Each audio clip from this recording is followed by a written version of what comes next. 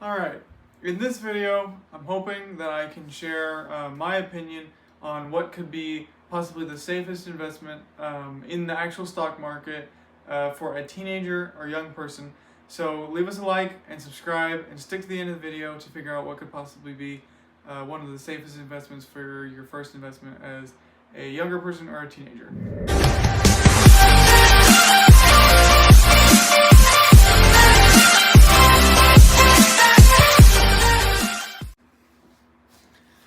Okay, so if you're still here, you are actually interested in learning what I would consider one of the safest investments.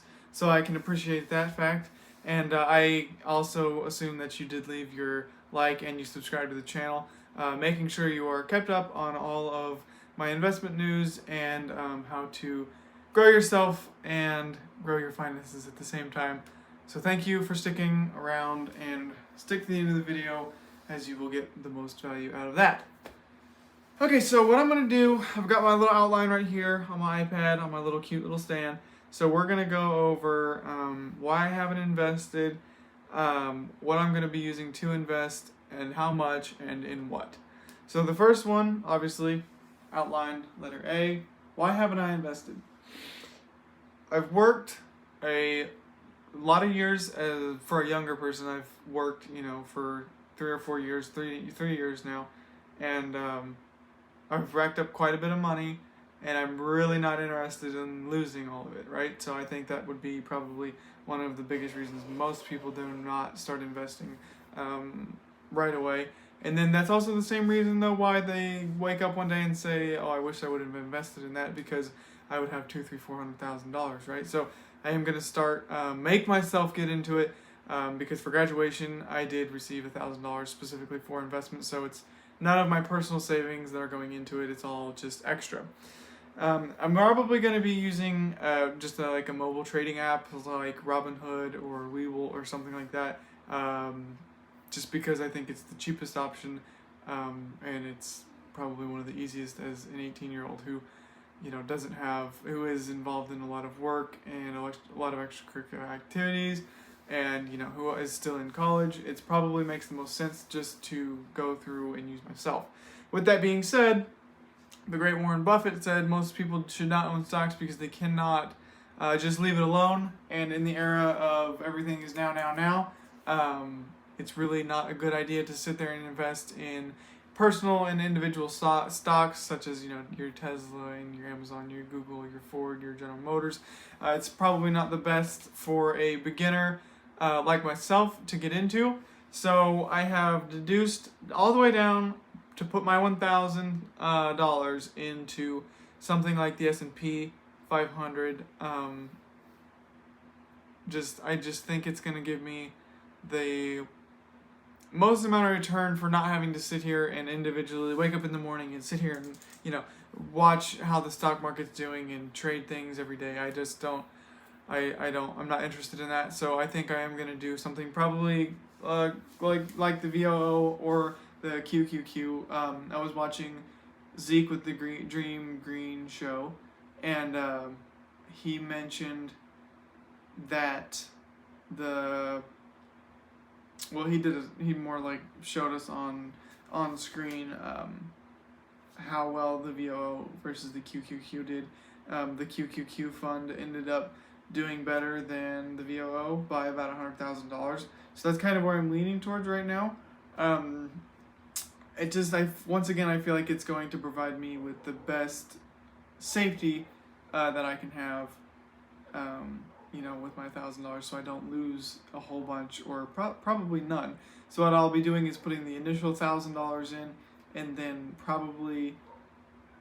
maybe I'll start doing next year in January, start depositing, $150, $200 a month, maybe even, just so I can continue to grow it, and its dividends and my investment will, hopefully bloom into something amazing. So that is one option, and the other option is, once again, the Dream Green show. I was watching it, and he showed us a website that you can go to, and it'll show you pretty much anything you want to know about stocks and trading and investing. And there is a button that you can click on, and it allows you to see what the top 10 holdings were for the VOO and the QQQ.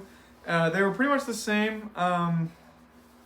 QQQ had a lot more holding in, the top 3 or 4, and then they had small percentages for the rest of them, whereas the VOO had pretty relatively small percentages invested throughout the whole portfolio. But the other option would be to look on there and then pick the individual stocks and then invest a certain amount of money in the top 10 stocks of the VOO or the QQQ index funds. That's a pretty good idea. I feel like if I had a lot more money to invest in it, because, like Tesla was, I think, number 3, and it's, Tesla stock is, $600, $700, $800, $900. Obviously, Google and Amazon, I can't afford one of those. Actually, I can afford them, but I'm not going to buy them because I don't want to lose all that money, right? So that's the other option, is to pick the top 10 and just invest a certain amount of money in each of them.